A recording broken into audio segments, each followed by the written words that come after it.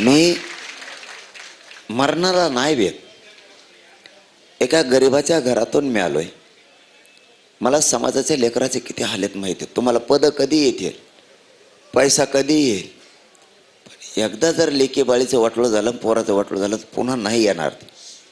आज मला सांगायचं नाही तरी सांगतो. विरोधी पक्ष नेता मोगा बसला होता, मला आधी माहीत नव्हता.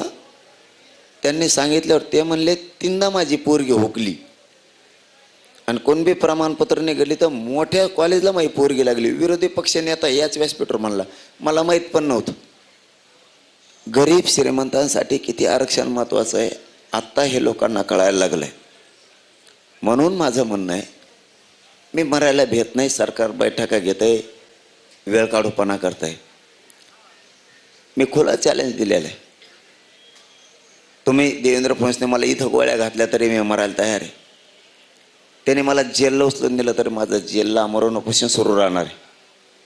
आणि इथं जरी बसलो तर एक तर विजय घेऊन जाणार आहे आता, नाही तर मग यांता यात्रा जाईन. मी कुठं म्हणतो आरक्षण द्या. मी याच्यापेक्षा काय करू शकतो?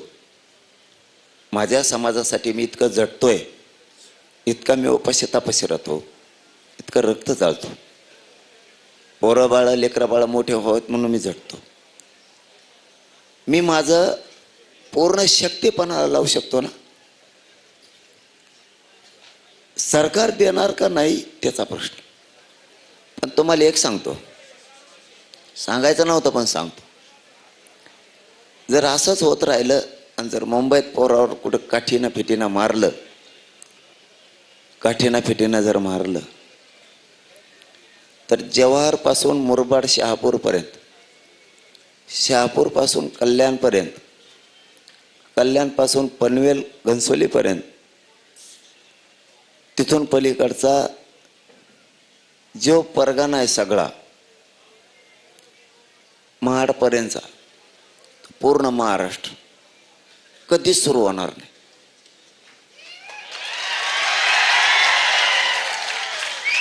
कधीच सुरू होणार. तिथून पलीकडचा सगळा महाराष्ट्र हे कधीच सुरू होणार. तुमच्या रेल्वे यायच्या असल्या तरी आमच्याकडूनच यायच्यात, तुमच्या गाड्या यायच्या असल्या तरी आमच्याकडूनच यायच्यात. आमच्या हद्दीतले बोगदे सुद्धा तुमच्या चालणार नाही आहेत. शेवटी समाजाचा किती अंत बघायचा याला सुद्धा सीमा असते.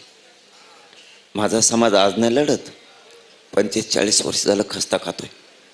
आमचे अभ्यासक म्हातारे झालेत, आमचे लढणारे गळून गेलेत. लोकांनी शांततेत मोर्चे काढले, लोकांनी बैठका शांततेत सरकारसोबत घेतल्या, घटनेत समजून सांगितलं, कायद्यात समजून सांगितलं, आयोगात समजून सांगितलं. इतके शांततेनं मोर्चे काढून समाजाच्या पदरात प्रत्येक वेळेस अपमानच पडला. शेवटी माझा समाज नुसता अपमान सहन करायला नाहीये, नुसता तुमचा मार खायला नाहीये. आम्ही सुद्धा क्षेत्रीय मराठी, संयमाला काही परिसीमा असते.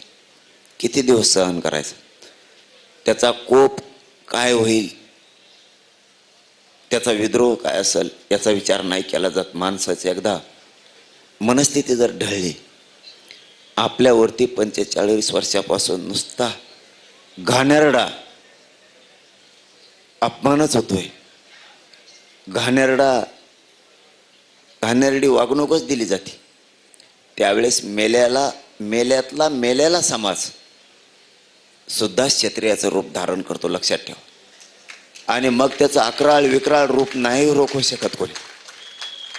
मेलेला माणूस सुद्धा ज्यावेळेस त्याची अस्मिता जागी होती, त्यावेळेस त्याचा स्वाभिमान जागा होतो, त्यावेळेस तो ना लेकरा बाळाचा विचार करतो, ना समाजाचा करतो, ना पोरा बाळाचा करतो, ना कोणत्या सरकारचा करतो.